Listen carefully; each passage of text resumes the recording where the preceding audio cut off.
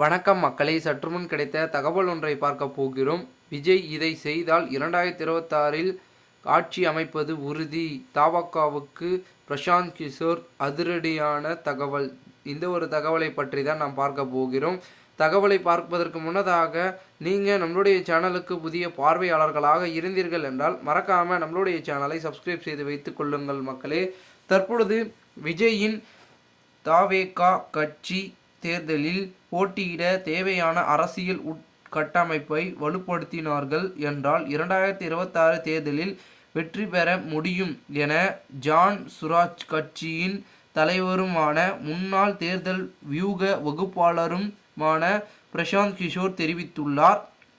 இது தொடர்பாக ஒரு தனியார் தொலைக்காட்சிக்கு அவர் அளித்த நேர்காணலில் திமுக, அதிமுக ஆகிய கட்சிகள் இது வெறுப்பில் உள்ள பெரும் பகுதி மக்களிடம் இருந்து தவேகாவுக்கு ஆதரவு கிடைக்கும். கடந்த 40 ஆண்டுகளாக இந்த இரண்டு கட்சிகள் மட்டுமே மாறி மாறி ஆட்சி அமைத்து கொண்டு இருக்கும் நிலையில் மாற்று அரசியலை மக்கள் எதிர்பார்க்கிறார்கள். பீகாரில் ஜான் சுராஜ், தமிழ்நாட்டில் தவேகாவும் கணக்கிடக்கூடிய முக்கிய அரசியல் சக்தியாக இருக்கும். மக்கள் புதிய விருப்பத்தை தேடுகிறார்கள் என தெரிவித்துள்ளார். தமிழ்நாடு மாடல் மற்றும் வளர்ச்சி என்பதனை நான் ஏற்றுக்கொள்கிறேன். டெல்லி உள்ள அரசு குஜராத் மாடலை பின்பற்ற சொல்கிறது. ஆனால் என்னை பொறுத்தவரை தமிழ்நாட்டின் வளர்ச்சி மாடலைத்தான் பின்பற்ற வேண்டும். ஆனால் அது தமிழ்நாட்டின் ஆட்சி மாதிரி இல்லை. வகுப்புவாதம் இருந்து விடுபட்டு தமிழ்நாடு உயர்ந்த மட்டத்தில் உள்ளது. ஆனால் முதல் முறையாக பாஜக இரட்டை இலக்க வாக்குகளை பெற்று உள்ளது. ஊழலை பொறுத்தவரை தமிழ்நாடு அரசியலில் உள்ள ஊழல் வெறும் எந்த மாநிலத்திலேயும் குறைந்தது கிடையாது. பிற மாநிலங்களை காட்டிலும் தமிழ்நாடு மோசமாக உள்ளது.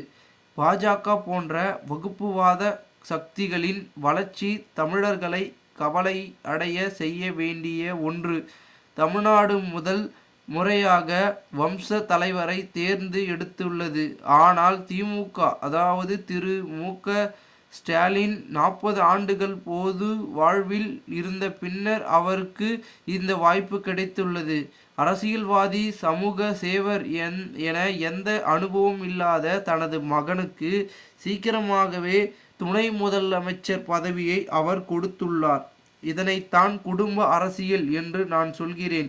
தமிழ்நாடு வளர்ச்சிக்கான பெரும் திராவிட கட்சிகளுக்கு செல்லும் என்றால் தமிழ்நாட்டில் நிலவும் ஊழலுக்கு எந்த கட்சிகளே பழியை ஏற்க வேண்டும். தவேகா எல்லாவற்றையும் சரியாக செய்தால் அவர்களால் தமிழ்நாட்டில் வெற்றி பெற முடியும். உண்மையாகவே கடினமாக உழைத்து தேர்தலில் போட்டியிட தேவையான அரசியல் உள்கட்டமைப்பை வலுப்படுத்தினார்கள் என்றால் மக்களின் ஆதரவு அக்கட்சிக்கு கூட்டணி அமையாமலேயே கிடைக்கும். தவேகா தலைமை கடினமாக உழைக்க வேண்டும். விஜய் ஒரு பிரபல நடிகர். அவர் இன்னும் தன்னுடைய கடைசி படத்தின் படப்பிடிப்பில் உள்ளார். அவர் அதில் இருக்கும் முழு நேர அரசியல்வாதியாக மாறி எந்த தவறும் செய்யாமல் கடினமாக வேலை பார்த்தால் அவர் வெற்றி பெற மிக சிறந்த வாய்ப்புகள் உள்ளது.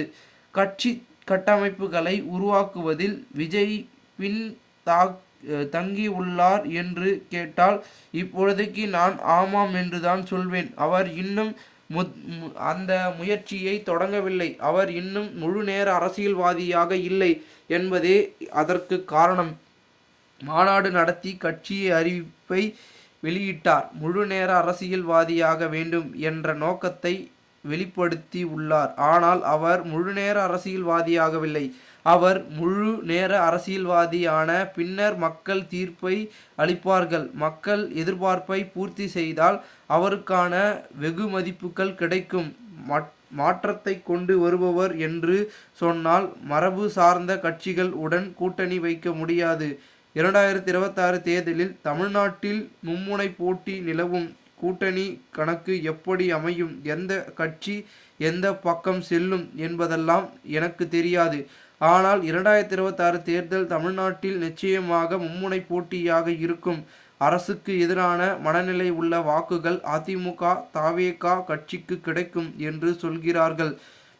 ஆனால் அது அப்படி கிடையாது. உதாரணமாக சென்னையை எடுத்துக்கொண்டால், சென்னை திமுகவின் கோட்டை. அதிமுக ஒப்பீட்டு அளவில் பலவீனமான கட்சி எனில், மும்முனை போட்டியில் சென்னை வாக்காளர்கள் தவேகாவை சவாலாக பார்ப்பார்கள். எனவே சென்னையில் அதிமுகவை விட தவேகாவின் வாக்குகள் அதிகமாக பெறும்.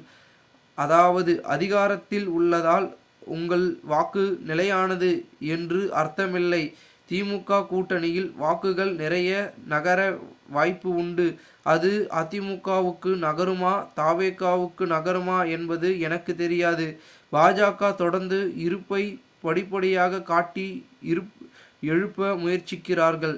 மக்களவைத் தேர்தலில் தமிழ்நாட்டில் இரட்டை இலக்கா வாக்கு வங்கியை பெற்று என்று நான் சொன்னேன். ஆனால் எதிர்வரும் 2026 சட்டமன்ற தேர்தலை பொறுத்தவரை பாஜக வலிமையான கூட்டணி உருவாக்காதவரை கணிசமான வாக்குகளை பெறுவது மிக கடினம். ஆனால் பாஜக அப்படி ஒரு கூட்டணி அமைத்தால் அது கூட்டணி கட்சியை விட பாஜகவுக்கே அதிக பலனை கொடுக்கும். அதிமுகவுடன் கூட்டணி அமைத்தால் அக்கூட்டணியில் இருந்து அதிமுகவுக்கு என்ன கிடைக்கும் என்பது பொறுத்திருந்தே பார்க்க வேண்டும். அதிமுக பாஜக உடன் கூட்டணி வைத்தால் எதிர்மறை விளைவுகளே அதிமுகவுக்கு அதிகமாக இருக்கும் என்றார் பிரசாந்த் கிஷோர். இதனால் இந்த ஒரு தகவல் பெரும் ஒரு அதிர்ச்சியாகவும் பெரும் பரபரப்பாகவும் இந்த ஒரு தகவல் தொடர்ந்து பேசப்படுகிறது.